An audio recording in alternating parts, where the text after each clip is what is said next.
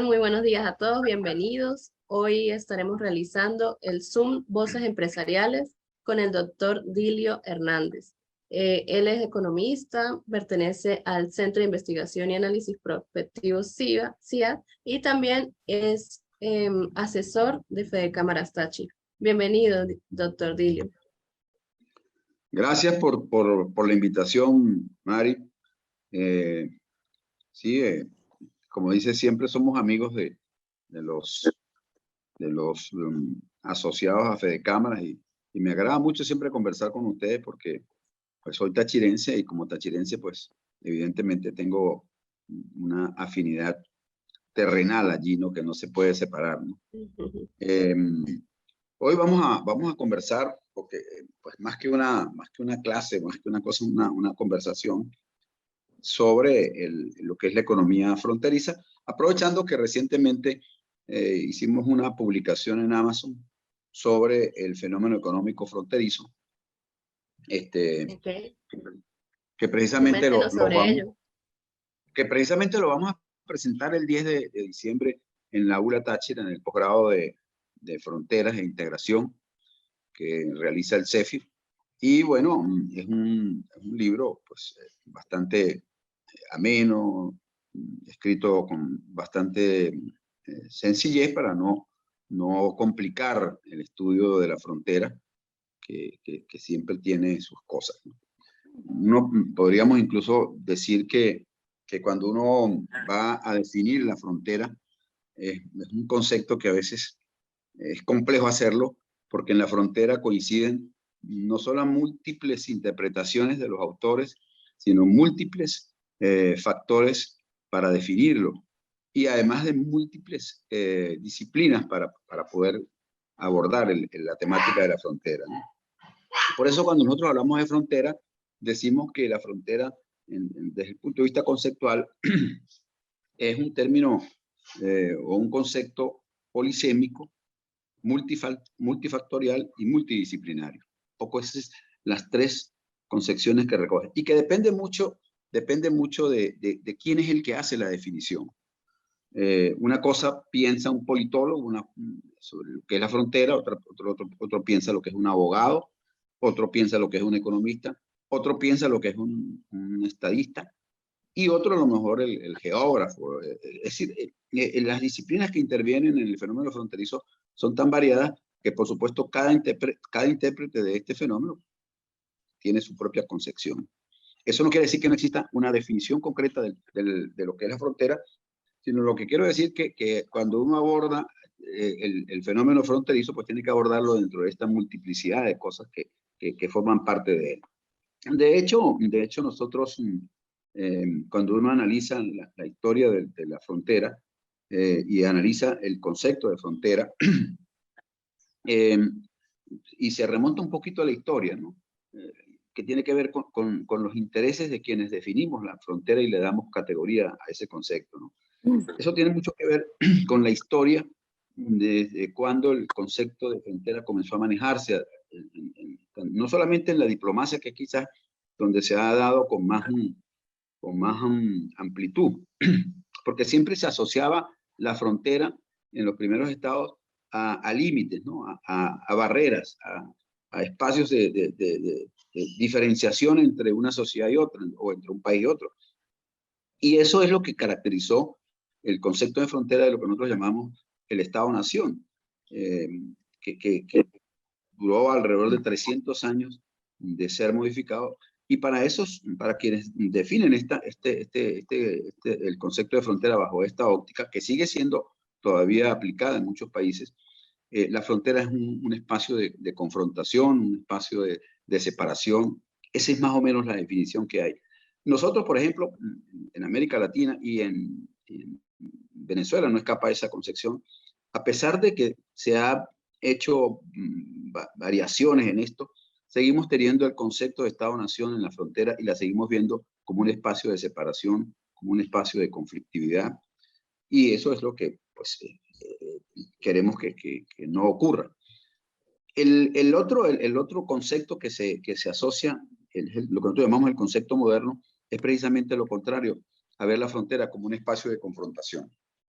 o sea, para el concepto moderno, la frontera no es sinónimo de conflicto y no es sinónimo de ver al vecino como un enemigo. Para el concepto moderno, la frontera es una convivencia, es un espacio de participación, de interacción, en la cual se mezclan intereses, se mezclan culturas, se mezclan lenguajes, se mezclan representaciones, es decir, toda una variedad de categorías que hacen que la frontera pues sea lo que nosotros llamamos un espacio abierto. Esa es la definición que nosotros le damos al concepto de frontera. Y sobre esas definiciones que hemos desarrollado varias iniciativas, ¿no? En concreto, nosotros decimos que en la frontera, por ejemplo, del Táchira y el norte de Santander, que para nosotros es un espacio sumamente importante, no solamente porque es la puerta de entrada al mercado andino, tradicionalmente ha sido la puerta de entrada al mercado andino, sino porque además las vivencias de los colombianos y de los venezolanos en el espacio fronterizo son como muy arraigadas, tienen más de 200 años de historia, y eso es lo que hace que esta frontera tenga una especificidad muy característica, muy singular, ¿no? De hecho, muchas familias nuestras o son antioqueñas o son santanderianas, son norte santanderianas, muchos merideños viven en Santander, muchos tachirenses viven en Cúcuta, en Bucaramanga, es decir, allí hay una combinación de identidades que hacen que para nosotros la frontera sea un espacio de convivencia, un espacio de complementariedad. Cuando en Venezuela hacen falta productos, normalmente el tachirense, el merideño los busca en Colombia, y cuando en Venezuela y cuando en Colombia hay escasez, pues nosotros le surtimos esos productos. Y esa es otra cosa que hace que la frontera tenga una característica muy específica. El hecho de que no podamos complementar. El concepto de frontera está muy vinculado al fenómeno histórico. Y por eso es que varía, por eso es que él es un concepto dinámico. No es lo mismo el concepto de frontera del siglo pasado al concepto que estamos hoy enfrentando. Incluso no es lo mismo el concepto de frontera de hace 10 años al concepto que tenemos hoy en día. Es decir, esas variaciones de tiempo y espacio hacen que sean conceptos muy dinámicos, ¿no? Por eso es que uno como estudioso de la frontera, uno no se ata a un concepto y no se debe atar, porque eso sería limitar la posibilidad de analizarlo en su contexto global, ¿no? De hecho, nosotros pensamos que cuando se aborda el problema de la frontera y se aborda en forma parcial, en forma de una sola especificidad, pues estamos dejando de lado a lo mejor una gran cantidad de cosas que impide que lo que nosotros estamos proponiendo tengan solución. Yo voy a citar un caso bien específico que nos ocurre y que podría identificar este abordaje que hay que hacer del fenómeno fronterizo. Por ejemplo, ustedes se deben de acordar del proyecto de la zona de integración fronteriza que aprobó la CAN en la resolución 501, si más no me equivoco, para integrar un espacio entre el norte de Santander y Táchira, alrededor de 33 municipios, creo que se sumaron a esa propuesta.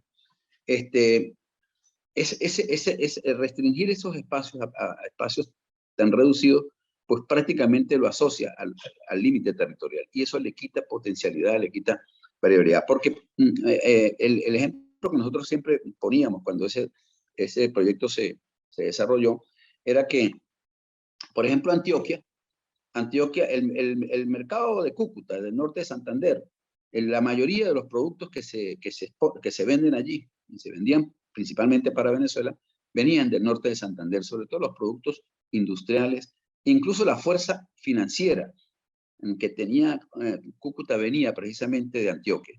Y en el área y en el Santander, la fuerza agroindustrial, los productos agroindustriales que venían hacia el norte de Santander eran precisamente de Santander. Y del lado nuestro, por supuesto, hemos sido usuarios del mercado colombiano, porque las ventajas que nos daba el tener una economía sólida en esos momentos, pues permitía que el bolívar frente al peso pudiera adquirir mayores bienes y servicios que las que podían adquirirse en el propio país, y por eso había un intercambio muy dinámico allí. El dinamismo de esa frontera ha sido tan extraordinaria, y esto da una idea de por qué uno habla de espacio sociofronterizo y por qué uno dice que allí debe haber un trato especial a la frontera como espacio económico y como espacio social. A lo mejor tú no te acordarás, pero en el año, finales del año 90, por el puente de Simón Bolívar pasaban alrededor de 1.000 a 1.500 vehículos de carga diaria, hacían alrededor de 200.000 vehículos al año, y diariamente pasaban de un lado a otro alrededor de 30.000 personas. Eso es una muestra de cuán dinámica y cuán compleja es esa relación.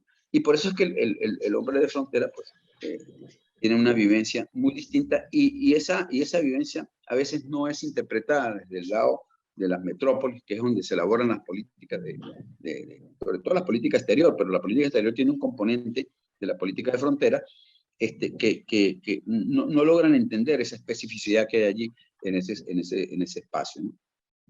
Este libro que estamos publicando precisamente recoge esa experiencia que hemos tenido a lo largo de los últimos años en el intercambio entre ese espacio que nosotros llamamos el espacio socioeconómico fronterizo, y le dimos una caracterización, lo llamamos corredor transfronterizo, porque la idea de nosotros no es construir,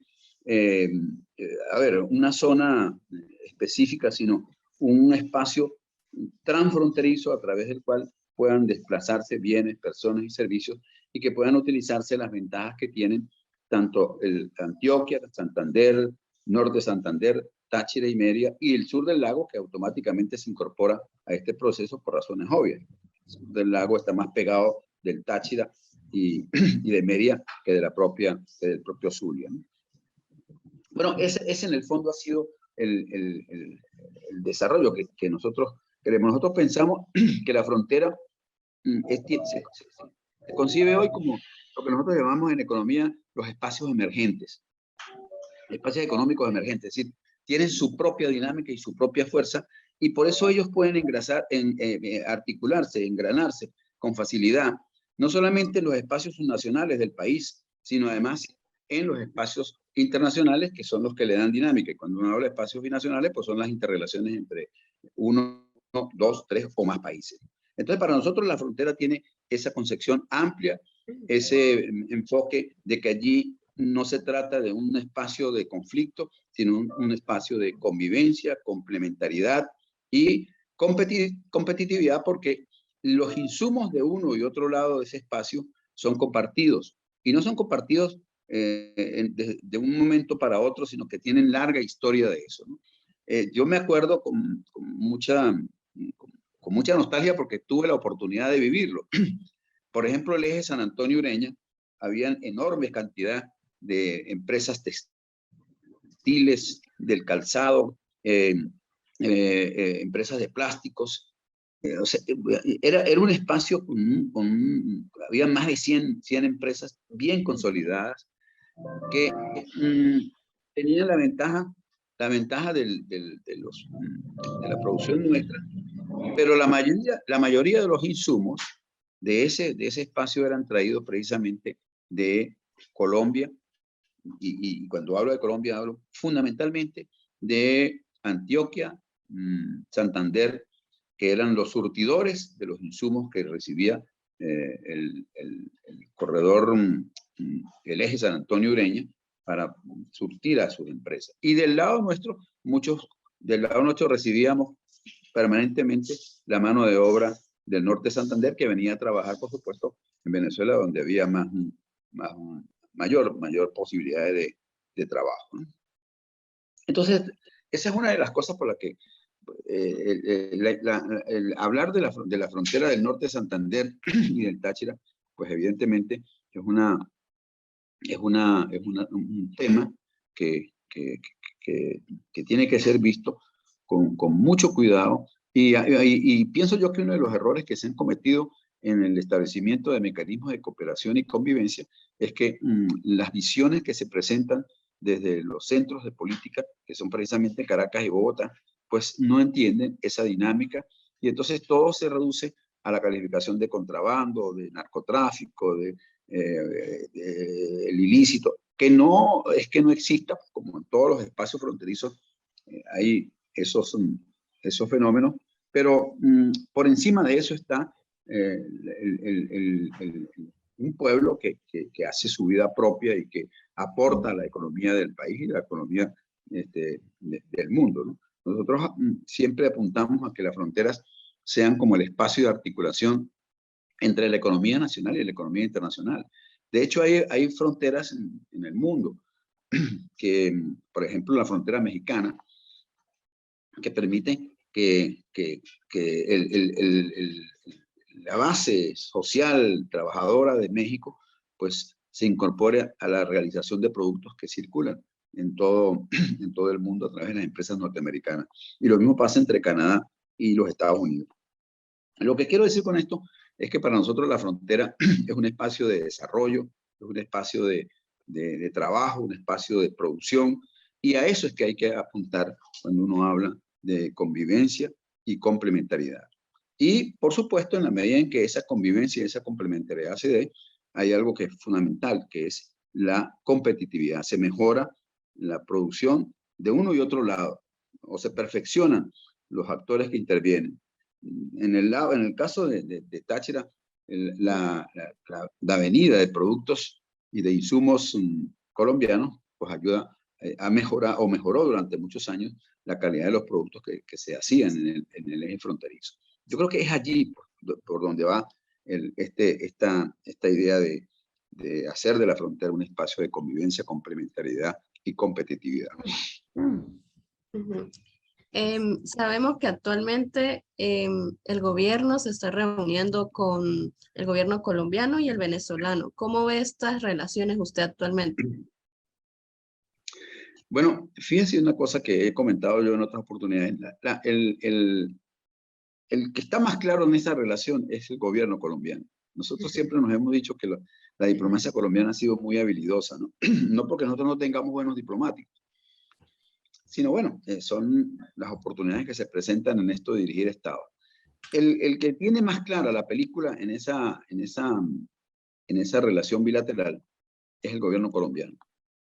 Y no es casual que Petro sea economista, ¿no? Y sea no, como decimos en el Táchira, no es un amarrado a lazo.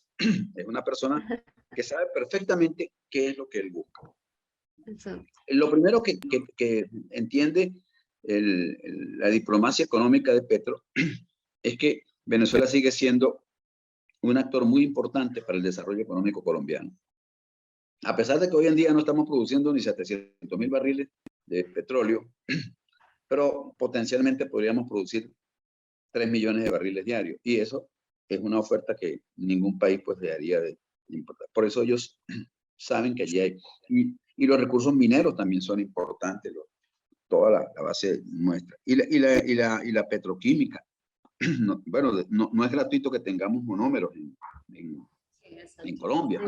Y eso te da una idea de por qué Petro, pues evidentemente tiene un concepto mucho más claro de la política y está apuntando hacia allá. Yo digo que la intención de Petro, y la ha expresado en varias oportunidades, es conectar el Pacífico con el Atlántico. Él dice que, o argumenta que no es posible que Colombia pertenezca a la Alianza del Pacífico y que los estados directamente pegados a ese concepto de la Alianza del Pacífico sean los estados más pobres, todos esos estados costeños. Entonces él dice, allí hay algo que no está correcto. Entonces él dice, bueno, aquí lo que queda es abrir un espacio entre el Pacífico y el Atlántico por donde yo podría entrar y salir. Y efectivamente, eso es lo que nosotros llamamos el corredor transfronterizo. Ese corredor transfronterizo que nosotros lo planteamos en los años 90 en el Táchira, ese corredor abriría la posibilidad de que los productos colombianos de importación ingresaran por el lago de Maracaibo en un puerto que se propuso en una oportunidad que se hiciera en la parte alta del lago, que no se logró. Por cierto, quien estuvo al frente de esa idea o quien intentó motorizarla fue Arias Cárdenas, que era tachirense. Sin embargo, no lo logró, como no se lograron otras cosas en ese gobierno, ¿no? Y hoy en día estamos hablando del puesto de La Ceiba, una repotenciación del puesto de La Ceiba, porque ese puede ser la vía de entrada a los productos colombianos, para lo cual habría que construir, por supuesto, una infraestructura vial sólida entre el sur del lago y Puerto Santander, que es el que está directo. Y ahí se habla incluso de la posibilidad del viejo ferrocarril del Táchira, que podría atravesar ese espacio y llevar la conexión desde Cúcuta hasta el lago de Maracaibo. Y también está la carretera Cúcuta, Bucaramanga, Medellín, no por la vía de Pamplona, porque la vía de Pamplona es una vía muy accidentada geográficamente, sino por una vía alterna, que si no me equivoco está por ahí, por la zona que está después del terminal. No sé si alguno de ustedes que vive allá se acuerda. Creo que se llama Los Patios. Ok. Bueno, Sí, sí. esa zona sigue, sube y le da como la vuelta a la subida a Pamplona, le da la subida a Pamplona y le permite una conexión directa entre Cúcuta y Santander que conectaría rápidamente Medellín. Entonces, esa es la visión de Petro. Y Petro sabe que esa posibilidad es una posibilidad bien concreta y sabe que puede contar con la posibilidad de hacerlo a través de los recursos nuestros. Pero además de eso está pensando en atraerse otra vez al gobierno venezolano hacia el Pacto Andino, porque sabe que por allí circularía una buena proporción de bienes y servicios hacia el mercado andino, que la visión de Petro es que él liderice, por supuesto. Entonces, esa es la realidad de esta alianza, además de la afinidad ideológico-política que por supuesto existe entre ambos gobiernos, ¿no? El que menos piensa en eso es Maduro. Maduro tiene una concepción pues muy práctica, muy pragmática. Él no logra ver un proyecto estratégico en esa posibilidad de fortalecer lo que nosotros llamamos la frontera occidental venezolana con la frontera oriental colombiana. Y eso le abriría también a Venezuela un desahogo y le permitiría, por supuesto, incluso romper con parte de este karma que tiene el gobierno de Maduro, que son las sanciones económicas, porque al acercarse al Pacto Andino le da una mayor posibilidad de acceder al mercado andino y por el mercado andino se puede colar hacia el mercado europeo y hacia el mercado norteamericano. Ese es, como dice, el escenario de esa relación. Y por eso nosotros estamos apuntando, yo les recomiendo que no porque quiera que lo compren, ¿no? Sino porque es una visión bien interesante sobre lo que es la economía fronteriza. En el texto nosotros planteamos la posibilidad de desarrollar ese corredor transfronterizo, porque ese corredor pues nos va a potenciar. Yo soy de la idea de que por qué, por ejemplo, no avanzó la CIF. La CIF no avanza, estoy hablando del caso específico de Táchira y Norte de Santander. La CIF no avanza por una razón sencilla. En economía, en economía decimos, bueno, yo me alío con el que me puede dar fuerza, porque si me alío con el que no tiene fuerza, pues los dos nos hundimos. O sea, esa es la verdad. Pues yo busco alianzas estratégicas que me fortalezcan. No puedo buscar alianzas estratégicas que me debiliten, porque no avanzo.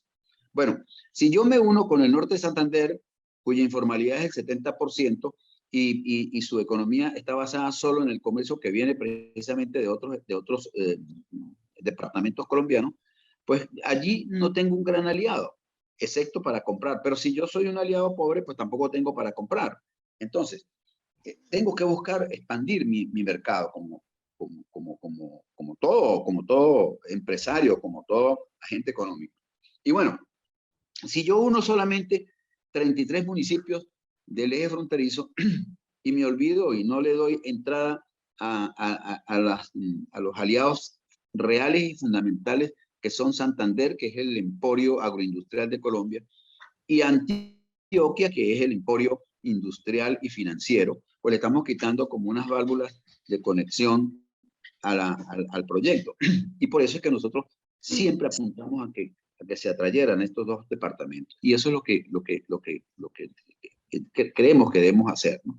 Mire, ese espacio que planteó la CAN, 33 municipios y creo que alrededor de 3.200 kilómetros y alrededor de 300.000 personas. Bueno, este espacio del corredor transfronterizo que estamos planteando abriría un espacio económico de 15 millones de personas y alrededor de 150.000 kilómetros, donde por supuesto hay que hacer toda una estructura, una plataforma de desarrollo para fortalecerlo, ¿no?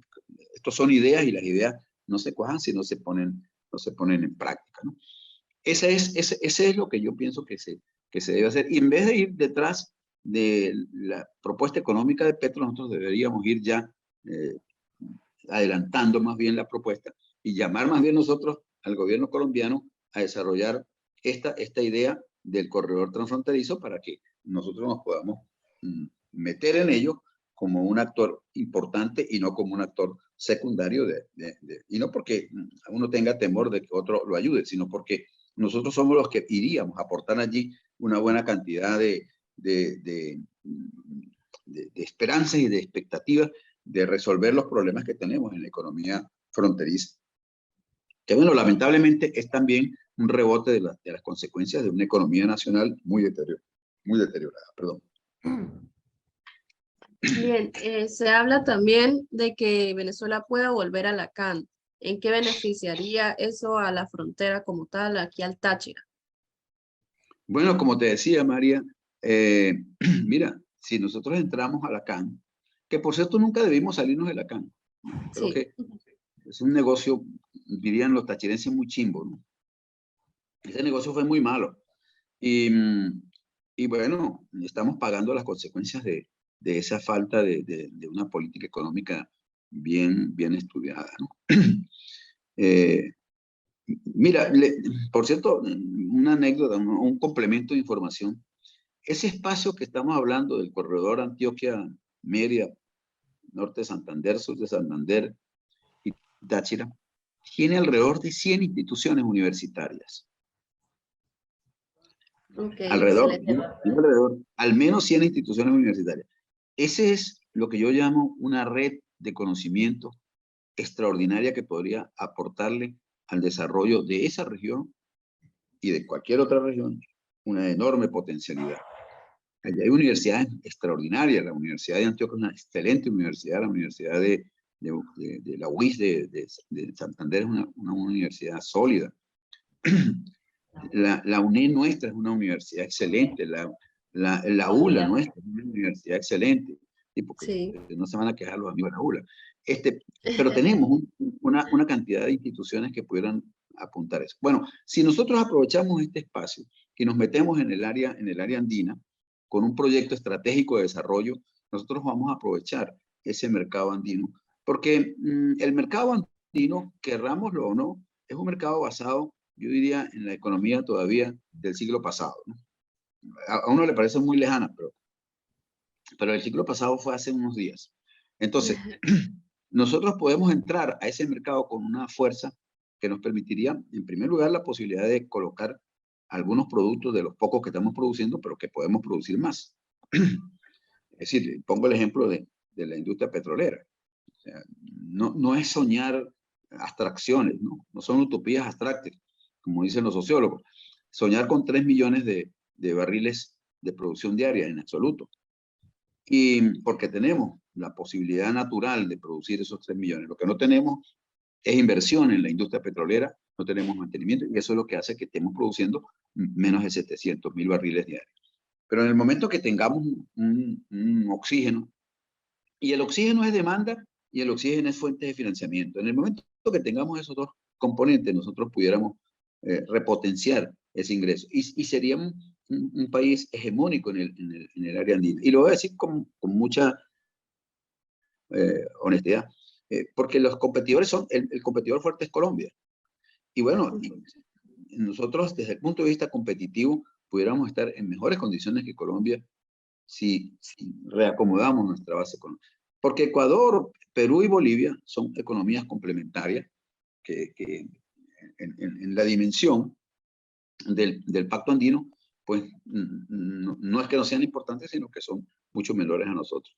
Entonces, entrar al Pacto Andino debió hacerse hace mucho rato, y quizás el gobierno, este gobierno que ya tiene unos cuantos años, el gobierno de Maduro, si hubiese fijado una estrategia de eludir o de evadir las sanciones, yo hubiese comenzado trabajando con el acercamiento al Pacto Andino y no cerrar el Pacto Andino por la política. Pues aquí se priorizó la política sobre la economía, y eso es lo que tiene el país.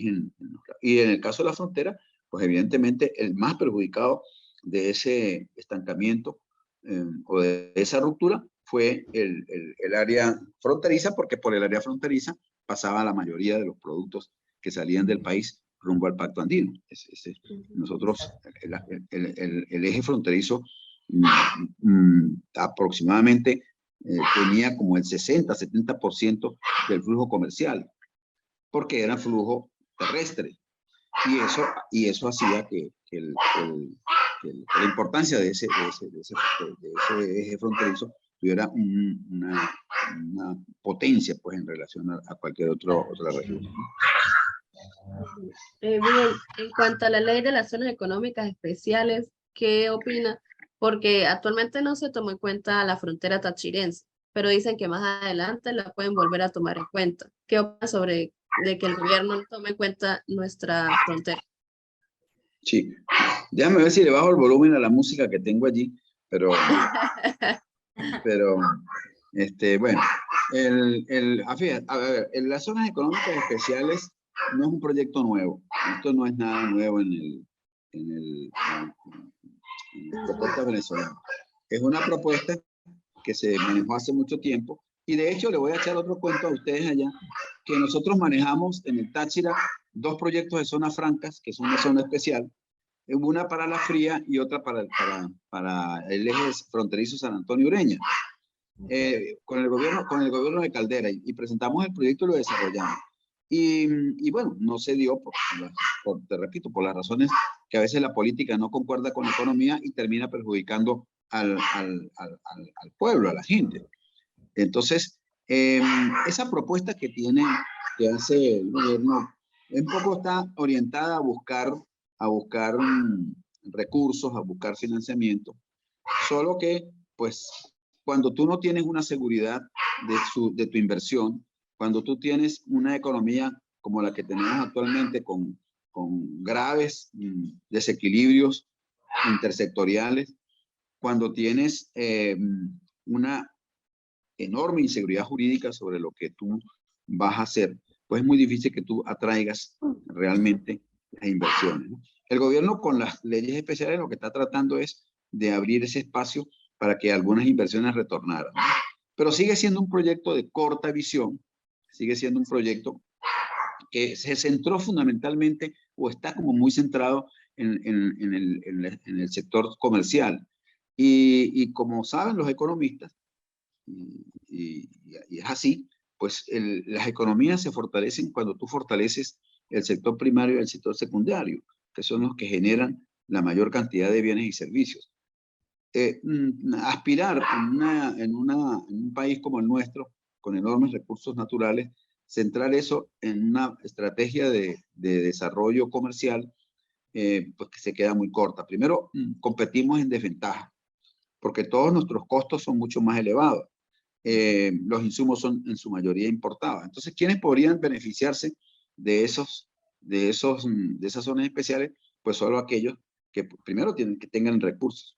Y repito, difícilmente las empresas grandes lo van a hacer hasta tanto no se despeje el panorama político. Pero el que sí definitivamente apunta a eso, pues por supuesto son lo que nosotros llamamos el comercio importador. Porque el comercio importador vive, en primer lugar, de las exoneraciones, y en segundo lugar, por supuesto, de traer productos que puedan suplir al mercado nacional. Entonces allí la estrategia está como hecha al revés, ¿no? Y bueno, ojalá yo estoy convencido de que eso no va para ningún lado, como no han ido otros proyectos de zonas especiales que se han hecho, no solamente con el gobierno de Maduro, con otros gobiernos se han hecho intentos parecidos, pero si tú eso no lo integras a una política económica mucho más coherente y articulada, pues difícilmente eso pueda tener esa posibilidad de salir, ¿no? ¿Qué más tenemos por allí? Mari, que no te oigo. Se te fue la voz. Apagado. Ahora sí. Tiene el micrófono. Sí, ya vi. Bien, nos queda pues ya prácticamente un corto si tiempo. Maribel, Me no sé gustaría si saber Maribel si tiene preguntas. Pues yo quería hacer un comentario, colega. Ajá. Dígalo. ¿Cómo no? Sonará así un poco medio loco, pero ¿usted no cree que si nosotros hubiésemos conformado lo que se habló por allá en la década de los 60 o 70, lo que llamaron normalmente la media luna, estuviéramos mejor?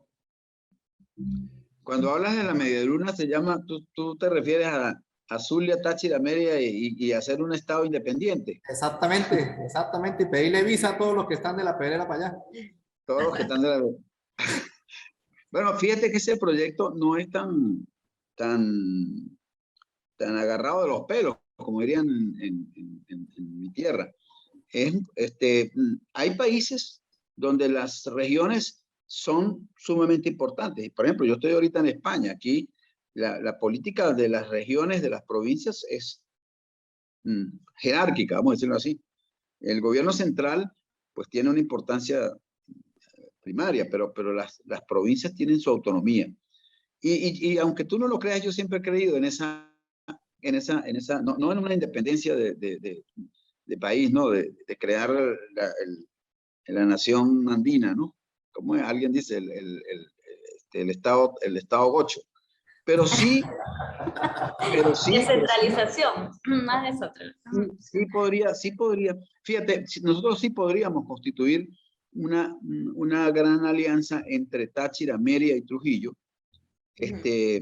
y el sur del lago. Yo nunca dejo el sur del lago porque el sur del lago está pegado a nosotros. Sí. Y es más fácil venir a San Cristóbal del sur del lago que ir a Maracaibo.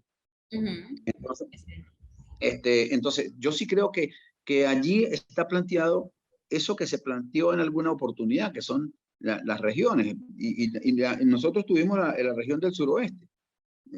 Por cierto, yo fui gerente de una de las unidades de la corporación. Y siempre apuntábamos hacia allá, pues.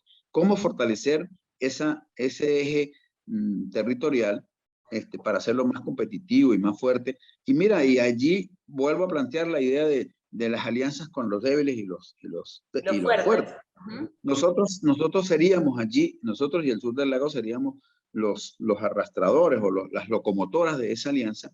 Y Trujillo, por ejemplo, que es un país que es un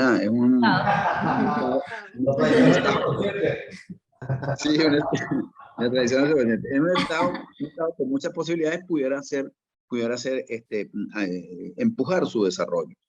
Y fíjense que yo pienso que esta oportunidad de construir el eje transfronterizo pudiera abrirle a ese espacio una enorme trascendencia y pudiera consolidarnos como región.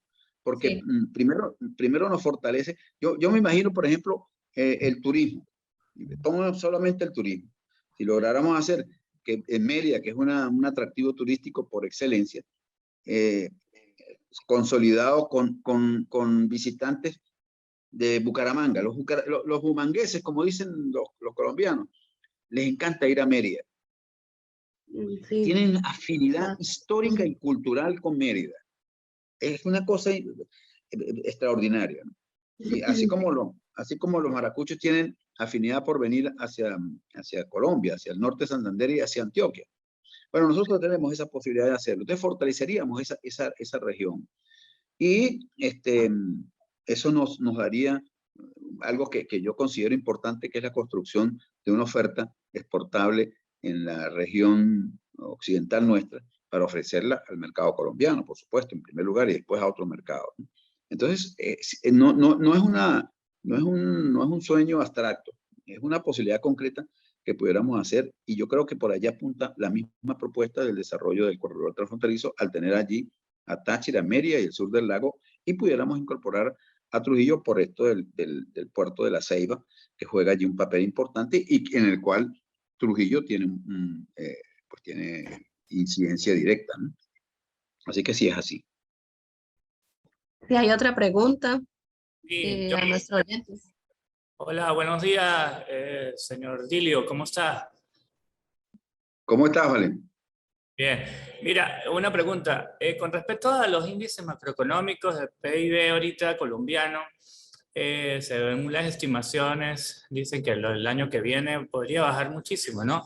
¿Sienten los empresarios colombianos necesidad o sentirse atraídos por invertir aquí en Venezuela, por fomentar sus empresas aquí en Venezuela para poder, pues, mantener ese ritmo de crecimiento y aunado, bueno, digamos, al crecimiento venezolano, como ha ido incrementando? Fíjate, ¿cuál es tu nombre? Que no me acuerdo. Tu cara me es conocida, pero no logro identificarte. Mi nombre es Luis Javier Hernández. Luis Javier, mira, Luis Javier, ¿cuál es el problema de la política económica colombiana? Fíjate que la política económica colombiana no es que adolece de buenos estrategas y de buenos técnicos. De hecho, el ministro de Hacienda es una persona muy, pero muy bien formada, al punto de que es cotizado incluso en el mercado internacional. Y el mismo Petro, como decía, no es un eunuco de la política, ¿no? Lo que pasa es cuando las señales que das tú son como muy rojas, tú tiendes, digo tú como agente económico, tiendes a ser muy cauteloso. La pena que está pagando el gobierno de Petro es que no ha sabido dar confianza a los agentes económicos colombianos sobre el futuro, hacia dónde va su economía. Porque si va a repetir el modelo, si repite el modelo venezolano, ojalá que no tome esa carrera porque se va a ir al abismo, y repite el modelo argentino, y repite el modelo sí, de Argentina, hasta de Brasil en el anterior gobierno.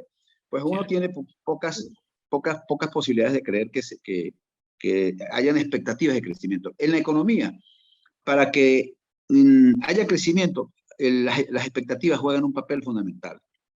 Si tú tienes expectativas de que la economía va a ser muy buena, tú inviertes. Es lógico, esa es la actitud del inversionista y del empresario.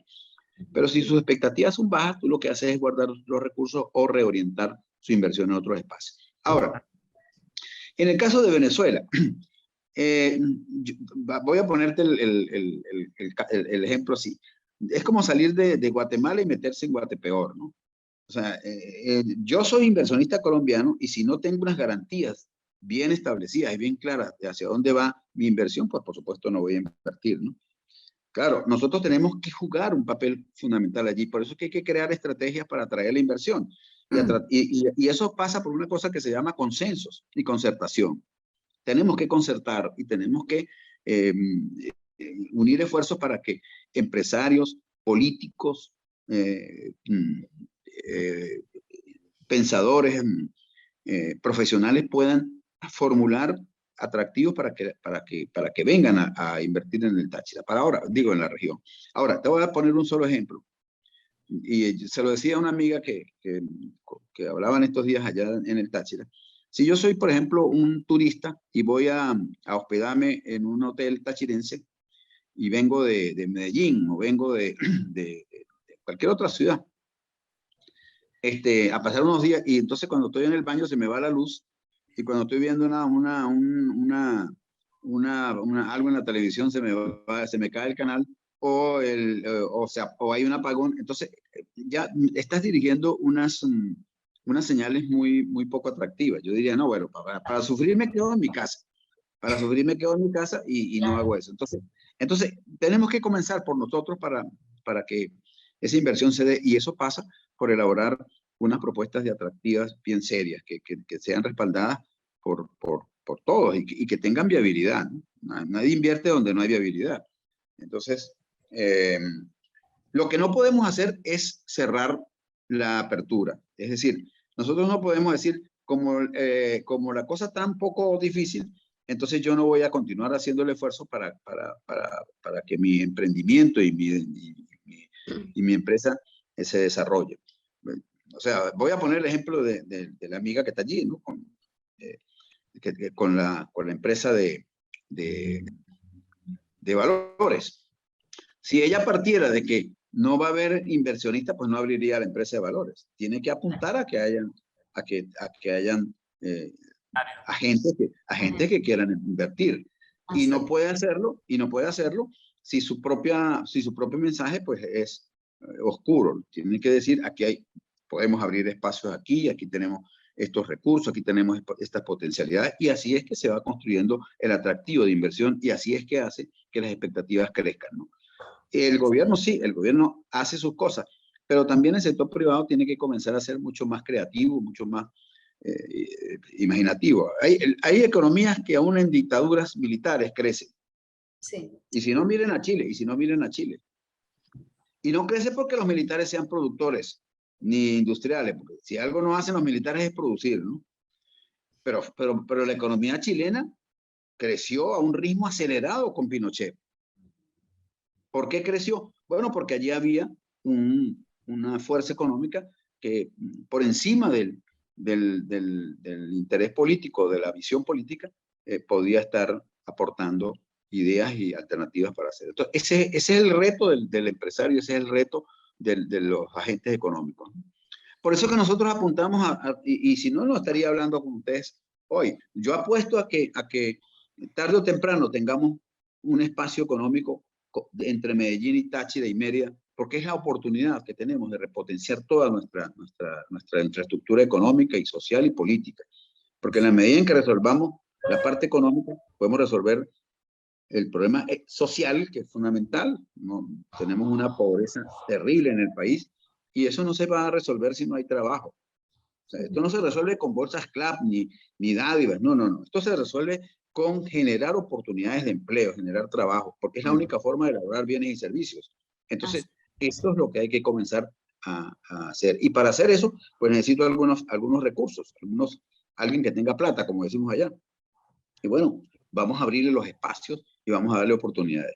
Entonces, bueno, yo digo que espero que los empresarios colombianos que estén asustados, vamos a llamarlo así, y que crean que aquí puede haber un espacio. El espacio ideal es el Táchira, porque si cualquier cosa se regresan. Solo tienen que pasar el puente. Está cerquita, exacto. El puente Simón Bolívar, y se le acabó ya su pesadilla, ¿no? Claro. Ahora, si se va para el Amazonas, la cosa es un poco más dura, ¿no? Porque, oye, allí la cosa está muy lejos, ¿no? Pero yo lo digo, nosotros el eje fronterizo es el que está como más inclinado a abrir esas posibilidades.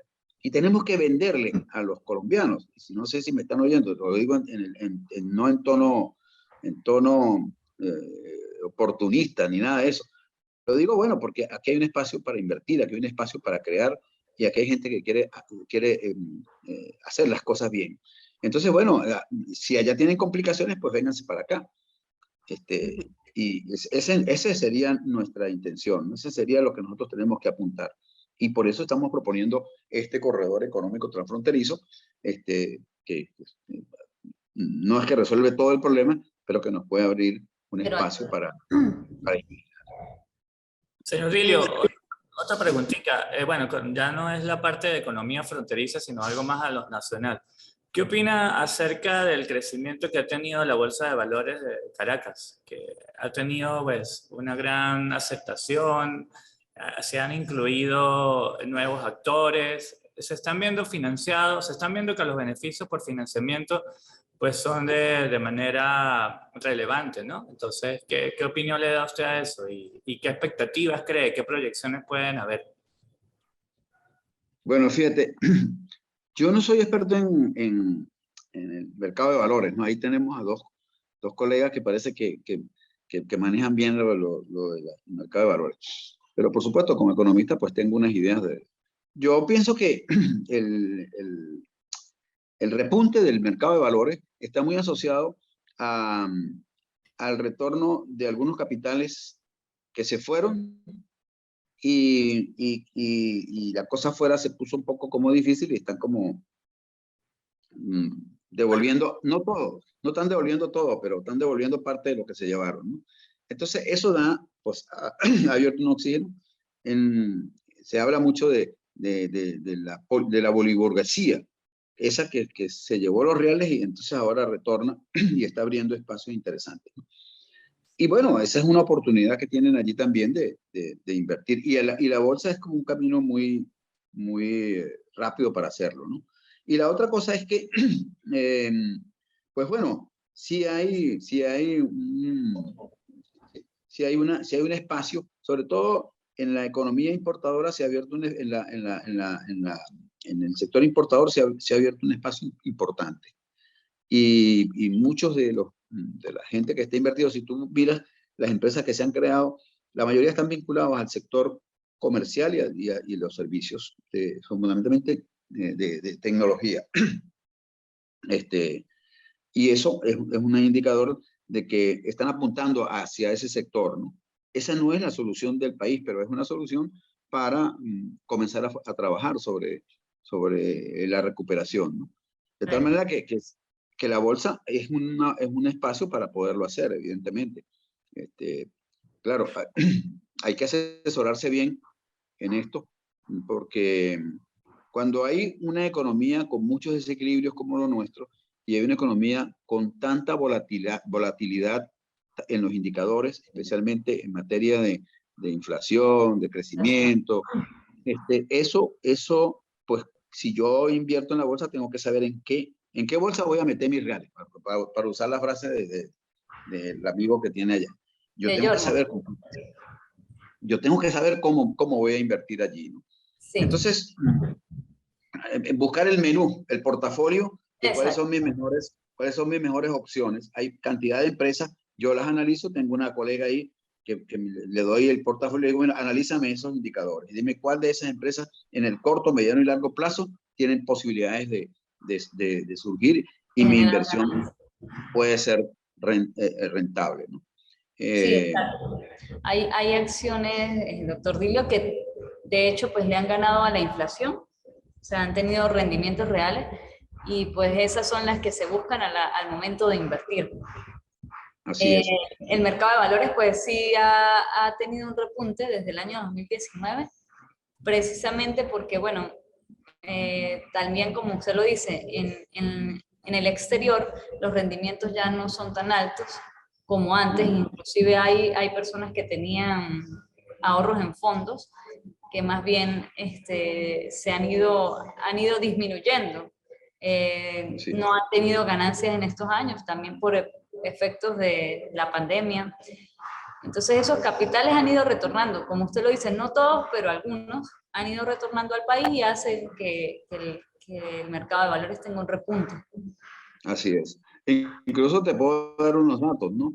Eso que acabas de nombrar es tan cierto. Las inversiones en los bonos federales de los Estados Unidos siempre fue como un mecanismo de resguardo. Siempre fue. Cuando yo tenía unos realitos y eran grandes, pues yo una parte la metía allí porque sabía que eso que tiene una garantía absoluta.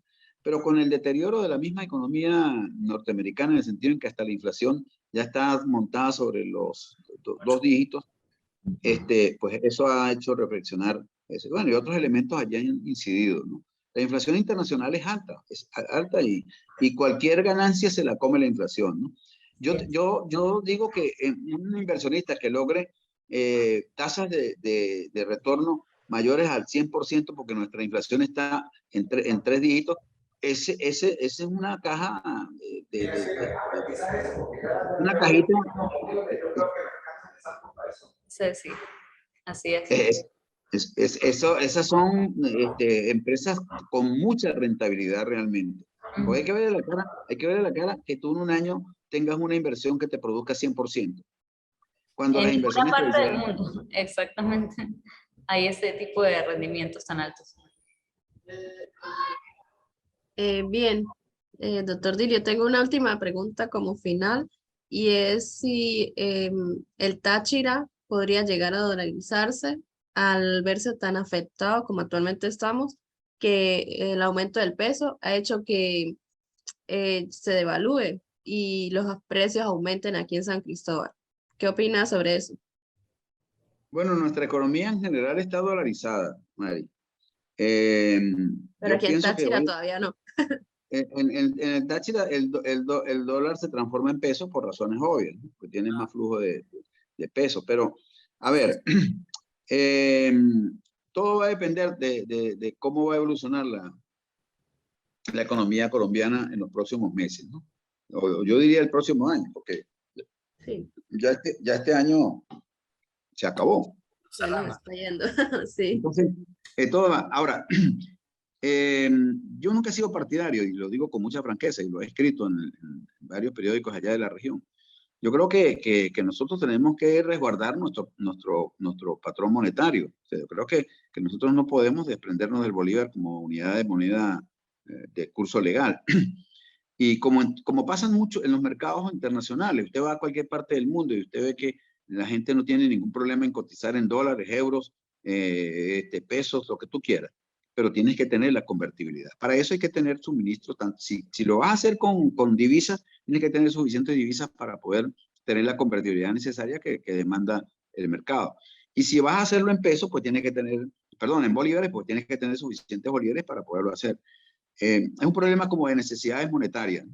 Lamentablemente en el Táchira, por esto de que estamos cerca de la frontera y los productos que estamos consumiendo en una cantidad bien elevada, no sé si 60, 70% aproximadamente, son de origen colombiano, pues el que vende el producto colombiano vende y exige que le paguen en su divisa, y su divisa es el peso. Entonces eso te permite como un colchón para decir, yo todavía puedo tener eso, ¿no? Puedo trabajar con pesos, porque yo sé que al otro lado de la frontera hay alguien que necesita pesos, no necesita dólares. Entonces eso es una ventaja frente al que vive en Caracas, por ejemplo. No tiene ese colchón de salida, sino que tiene que morir con el peso, con el dólar o con el euro, fundamentalmente el dólar. Por eso es que la proporción de dinero en dólares en el Táchira, en Caracas, es mucho mayor que la que hay en la frontera, evidente. Si no me equivoco, la relación allá de peso está alrededor de 60, 70%, y el dólar está alrededor de 40%. Entonces, eso es una evidencia de que el predominio del peso sigue siendo fuerte, ¿no?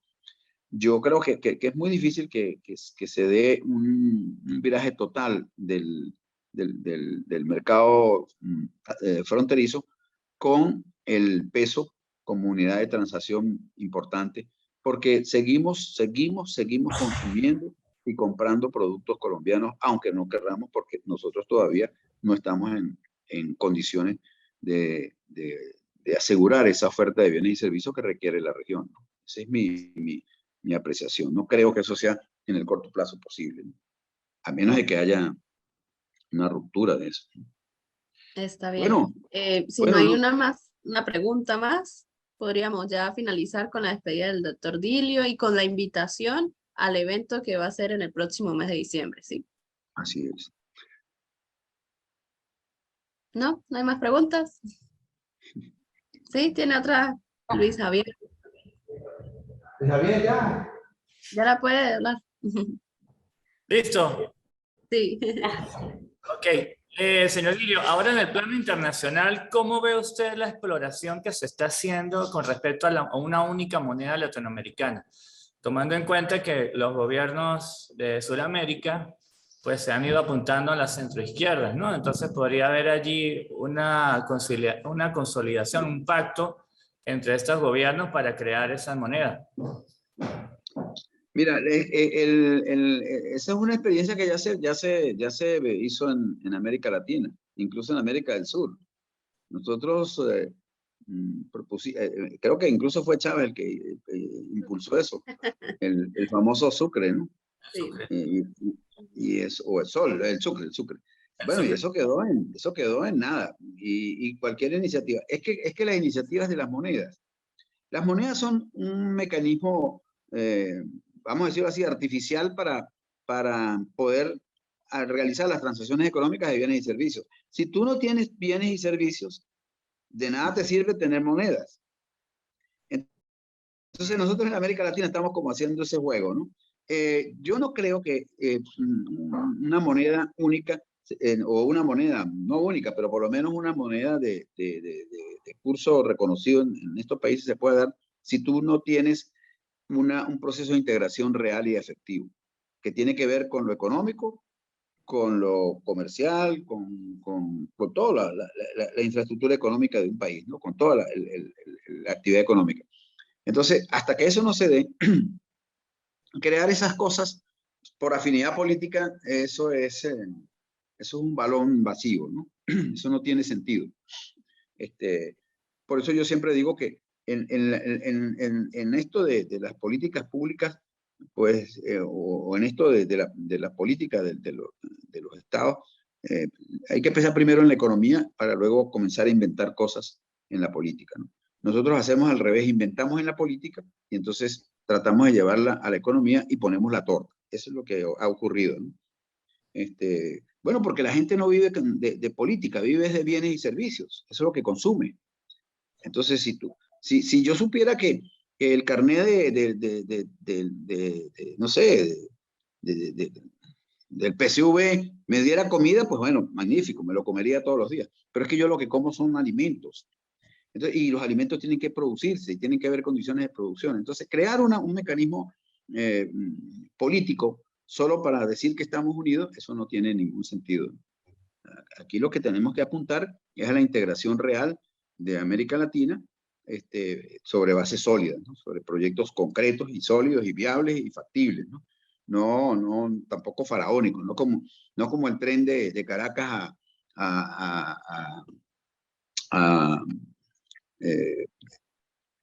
¿cómo se llama? Argentina, pues. ¿Se acuerdan del famoso lápiz de Chávez recorriendo el Amazonas con un creyón diciendo, de aquí parte el tren y va a llegar allá? Bueno, todavía estamos esperando que el tren arranque siquiera del Valle de la Pascua, ¿no? Esa es la verdad.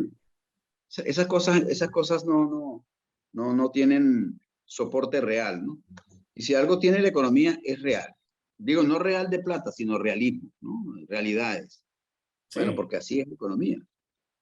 Y si se resolviera esos problemas, ¿qué ventajas traería esa Sería moneda? sería una comunidad económica europea.